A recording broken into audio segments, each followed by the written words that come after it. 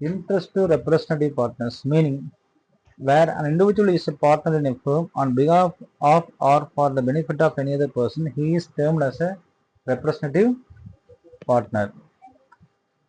அதாவது ஒரு where an individual is a partner in a firm on behalf of or for benefit of any other person, he is termed as a representative partner. Sir நான் வந்து உங்களுக்காக ஒன்று மட்டும் of உங்களுக்காக என்னங்க உங்களுக்காக நான் என்ன செய்யற பார்ட்னர்ஷிப்ல நீங்க வெளி பார்ட்னர் இல்லாம உங்களுக்கு பதிலாக நான் ஆக்ட் பண்றேன் பார்ட்னர் அப்படின்னா அது பேர் என்ன செய்யறாங்க ரெப்ரஸன்டேட்டிவ் பார்ட்னர்ஸ். சரி, இன்ட்ரெஸ்ட் டு ரெப்ரஸன்டேட்டிவ் பார்ட்னர்ஸ் இவருக்கு இந்த செக்ஷன் 40B அப்ளை ஆகுமான்னு கேட்டீங்கன்னா, interest paid by the firm to such individual as a partner in a representative capacity and to the persons who represented shall be governed by section 40B. அப்ப இந்த representative பார்ட்னரையும் நம்ம என்ன சொல்லலாம், consider பண்ணலாம், பார்ட்னராகவே consider பண்ணலாம்னு சொல்றாங்க. Not governed by section 40B. அப்ப இந்த 40B அப்ளை ஆகாது, நாட் கவர்ன் பொருந்தாதுன்றாங்க. எப்படின்னா, interest paid by the firm to such individual otherwise than as partner in a representative capacity shall not be governed by section 40 subsection B but by section 36 subsection 1 and subsection 3. அப்ப அந்த செக்ஷனுக்குள்ள வந்துட்டா 36 subsection 1 subsection 3க்குள்ள வந்துட்டோம்னா இது என்ன செய்யாது, இவருக்கு cover ஆகாது. அது வரலைன்னா இவருக்கு என்ன செய்யுது, கவர் ஆகும். அந்த கான்செப்ட் தான் இது. இன்ட்ரெஸ்ட் ஆன் டிராயிங்ஸ் என்னங்க, interest on drawings charged by the firm from its partners shall be treated as a taxable income. அதாவது இந்த பாருங்க, interest on drawings charged by the firm from its partners. அப்ப எடுப்பு மீது வட்டி என்னங்க, எடுப்பு மீது வட்டி. அதாவது நான் வந்து பிசினஸ்ல 10 லட்ச ரூபாய் போட்டிருக்கிறேன், இதுக்கு நான் வந்து வட்டி வாங்குறேன் போது இன்ட்ரெஸ்ட் ஆன் கேபிட்டல் என்னங்க, இன்ட்ரெஸ்ட் ஆன். இதுக்கு வந்து நம்ம என்ன சொல்றோம், பிசினஸுக்கு எக்ஸ்பென்சஸ் சொல்றோம் இல்லையா.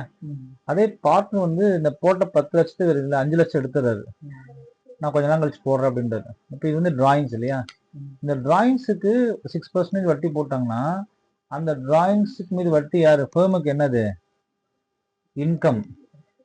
இன்ட்ரெஸ்ட் ஆன் கேபிட்டல் எப்படி எக்ஸ்பென்சஸோ அதே போல இன்ட்ரெஸ்ட் ஆன் டிராயிங்ஸ் என்னவாகும், யாருக்கு, எஸ், இன்ட்ரெஸ்ட் ஆன் டிராயிங்ஸ் வந்து ஃபேமுக்கு என்னப்பா, இன்கம். ஓரளவுக்கு புரியுதுங்க, அண்டர்ஸ்டாண்ட் ஆகுங்க. எஸ். அடுத்தது ரெமுனரேஷன்ஸ் டு பார்ட்னர்ஸ். ரெமுனரேஷன் அப்படின்றது வந்து எந்த இதெல்லாம் அடக்கம் அப்படின்னு கேட்குறாங்க, இது ரொம்ப முக்கியமானது. Remunerations to partners. Remunerations to partners include salary, fees, commission, bonus. இந்த 4 இன்க்ளூட் ஆகும் என்னங்க, salary, fees, commission and bonus etcetera. என்ன கண்டிஷன் அப்படின்னா, கண்டிப்பாக சொன்னேன், ஒருத்தர் வந்து பார்ட்னர்ஷிப்ல அவர் சேலரி வாங்குறாரு அப்படின்னா அல்லது கமிஷன் வாங்குறாருன்னா கண்டிப்பாக அவர் என்னவா இருக்கும்னா ஒர்க்கிங் பார்ட்னர் இருக்கணும். என்ன இருக்கணும், ஒர்க்கிங் பார்ட்னர். அல்லது இந்த டீடில் ரெமுனரேஷன் எவ்வளோ செஞ்சிருக்கணும், அதில் மென்ஷன் பண்ணியிருக்கணும், அதில் ஆத்தரைஸ் பண்ணியிருக்கணும். அல்லது payment must pertain to period after the partnership deed. திருப்பி இதே தான் சொல்கிறாங்க, பார்ட்னர்ஷிப் டீடில் திருப்பி 1/4/2025 தான் பார்ட்னர்ஷிப் டீடு போட்டிருந்தீங்கன்னா அதுக்கப்புறம் தான் அவருக்கு என்ன செய்ய முடியும், நம்ம சேலரி கொடுத்துருக்கணும். அப்போ இந்த பார்ட்னர்ஷிப் டீடில் இவர் தான் ஒர்க்கிங் பார்ட்னர்னு என்னங்க சொல்லியிருக்கணும். ஏன்னா ஒர்க்கிங் பார்ட்னர் தான் தரேன்னு சொல்றாங்க. Remunerations to working partner. Sleeping partner இருக்கிறாங்களா, டார்மெண்ட் பார்ட்னர் இருக்கிறாங்க கிடையாது, ஒன்லி ஒர்க்கிங் பார்ட்னர் இருக்கணும். அதே நேரத்தில் ஆத்தரைஸ்டு பண்ணியிருக்கணும். இந்த 3 பாயிண்ட் ரொம்ப முக்கியமாக. இந்த 3 பாயிண்ட் எல்லாம் சில பேர் மறந்துடுறாங்க. அதனால இந்த 3 பாயிண்ட்டும் நீங்கள் எக்ஸாமினேஷன் பாயிண்ட் ஆஃப் வியூ வச்சுக்கோங்க. Working partner means individual who is actively engage in the conducting of affairs of business or profession of the firm. Time devotion is not the key factor for deciding the status of partners as a working partners. அப்ப working பார்ட்னர்னா 24 ஹவர்ஸில் 8 hours இங்கே work பண்ணுமான்ற கான்செப்ட்லாம் இங்கே கிடையாது. அவர் working பார்ட்னர்னா பிஸ்னஸை full and full அவர் control வச்சுருக்கணும். இவருக்கு பதிலாக வேற இடத்த கூட பணியமர்த்திருக்கலாம், இவர் வேற பிஸ்னஸ் கூட பார்க்கலாம். பட் இது என்ன லாஜிக்னா, இவர் ஆக்டிவாக இருக்கிறாருன்றது கான்செப்ட். அதுக்கு ஒரு டிட்டர்மினேஷன் வந்து சொல்லவே இல்லை. டைம் டிவோஷன் ஒன்றும் கிடையவே கிடையாது. இவர் ஆக்டிவா இருக்கு, இவர் தான் பணத்தை முதல் போட்டுக்கிறாரு, இவர் தான் பிசினஸ் பண்ணிட்டு இருக்கிறாரு, இவர் மூலமா தான் எல்லா வேலையும் நடந்துட்டு இருக்கு. என்ன செய்யணும், டிடக்ஷன்ஸ் என்ன செய்யலாம்னா மினிமம் ரிடக்ஷன்ஸ் எடுத்துக்கொள்ள முடியுங்க. Actual remunerations allot to all partners, maximum permissible limit under section 40B section 5 as discussed as under. இதுதான் வந்து பெர்மிஷன் லிமிட். அதாவது நீங்க ஒரு பார்ட்னர்ல வச்சுட்டு நீங்க 1,00,000 ரூபா 1 கோடி ரூபாய் சம்பாதிச்சுட்டு 90 லட்ச ரூபா வந்து நீங்க சேலரியே கொடுக்க முடியாது, பார்ட்னர் சேலரி தர முடியாது. அது லாஜிக் இல்லை.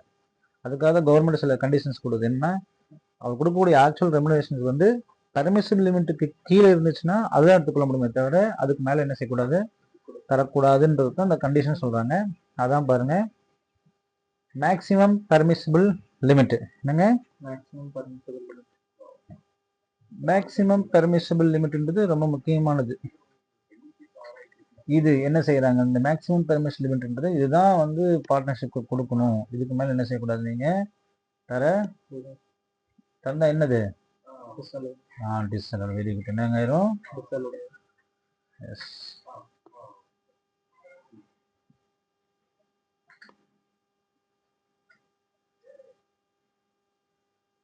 Yes. Maximum permissible limit in case of loss.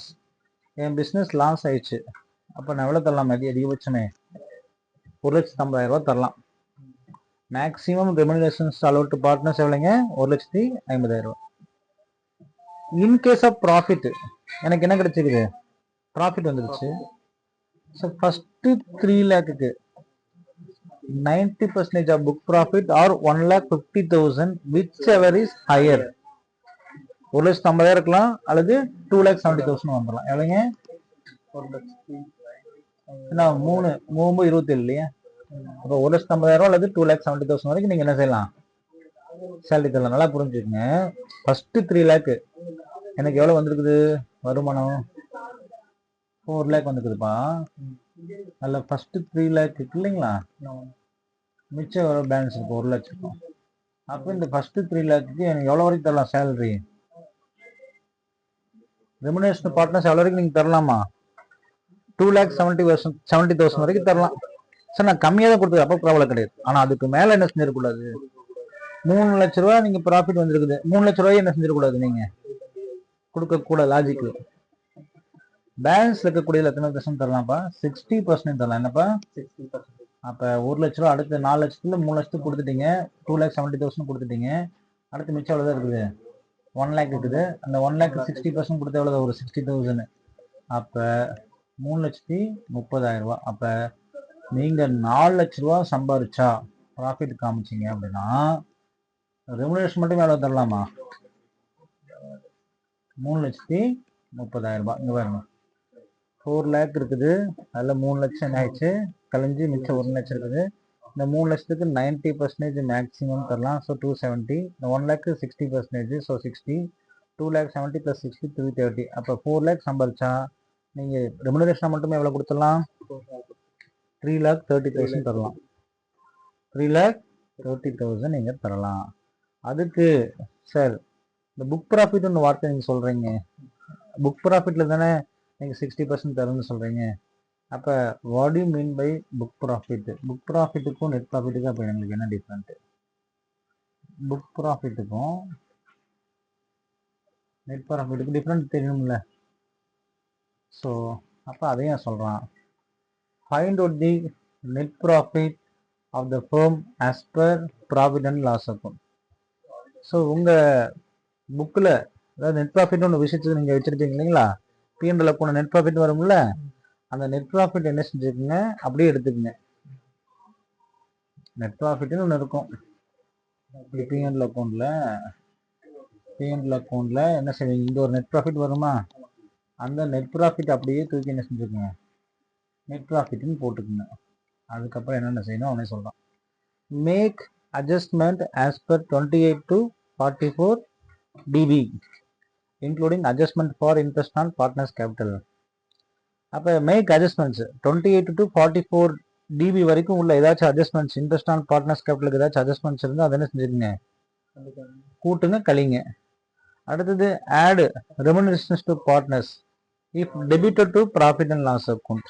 இங்கே கண்டிப்பாக என்ன செஞ்சுருப்பீங்க, நீங்கள் பார்ட்னர்ஸுக்கு என்ன செஞ்சுருப்பீங்க, ரெமுனரேஷன் கொடுத்துருப்பீங்களே, அதை என்ன செஞ்சு திருப்பிங்க கூட்டிக்கிங்க. ஆல்ரெடி பார்ட்னர்ஸ்க்கு கொடுத்தவங்க என்ன செஞ்சுக்கங்க, கூட்டிக்கங்க. அடுத்தது subtract unabsorbed depreciation but do not subtract forward business process. அப்போ எதை கழிச்சுக்கலாம்னு சொல்றாங்க, அன்அப்சார்ப்டு டெப்ரிசியேஷன் இருந்தால் என்ன செஞ்சுக்கங்க, அன்அப்சார்ப்டு டெப்ரிசியேஷன் இருந்தால் என்ன செஞ்சுக்கங்க, கழிச்சுக்கங்கன்னு சொல்றாங்க. ஆனால் எதை கழிக்கக்கூடாதான், ப்ராட் ஃபார்வர்டு லாஸ் என்ன செய்யாதீங்க, இதில் கழிக்காதீங்க. அதே போல் due to subtractions of unabsorbed depreciation, the residual profit should not be less than the forward brought forward losses. என்னங்க, நீங்க வந்து டெப்ரிசியேஷன் கழிக்கும் போது ரெசிடுவல் ப்ராஃபிட் வந்து should not be less than, என்னங்க, brought forward losses which are to be set off in the current year விட கம்மியாக காமிக்கக்கூடாது. சம்பளம் சொல்லி தருவோம், ஈஸியாக விளங்கும். அடுத்து வந்து income from house property, income from other sources, capital gain to not form part of your book profit. இப்போ இந்த பிஎன்எல் அக்கௌண்ட்டில் கண்டிப்பாக இந்த சைடு என்ன செஞ்சிடக்கூடாது, கேபிட்டல் கெயினையோ ஹவுஸ் ப்ராப்பர்ட்டியோ இல்லை இன்கம் ஃப்ரம் அதர் சோர்ஸையோ போட்டு அதை வந்து நீங்கள் புக் ப்ராஃபிட்டே என்ன செஞ்சிடாதீங்க, காமிச்சிடாதீங்க. அதே போல் deduction section chapter 80C to 80U இந்த நெட் ப்ராஃபிட் கண்டுபிடிக்கிற விஷயத்தில் என்ன செய்யாதீங்க, கழிக்காதீங்க அப்படின்னு சொல்கிறாங்க. ஸோ இன்னும் உங்களுக்கு ஒரு இல்லஸ்ட்ரேஷன் போட்டு காமிச்சா உங்களுக்கு ஈஸியாக விளங்கும். ஸோ இது வந்து கான்செப்டில் அண்டர்ஸ்டாண்ட் ஆகுது. என்னென்னா மேக்ஸிமம் பர்மிஷபிள் லிமிட் எதுக்கு, செக்ஷன் 40 சப்செக்ஷன் பிக்கு என்னென்ன பண்ணணும்னு சொல்கிறாங்க. இதே தெரிஞ்சு சம்பளம் படிக்கும்போது ஏன் கழிக்கிறோம், ஏன் கூட்டுறோம், எதனால் 28 to 40 பவர் டிவியை அட்ஜஸ்ட்மெண்ட் பண்ணுறது உங்களுக்கு என்ன செய்யணும், ஈஸியாக அங்கே விளங்கும்.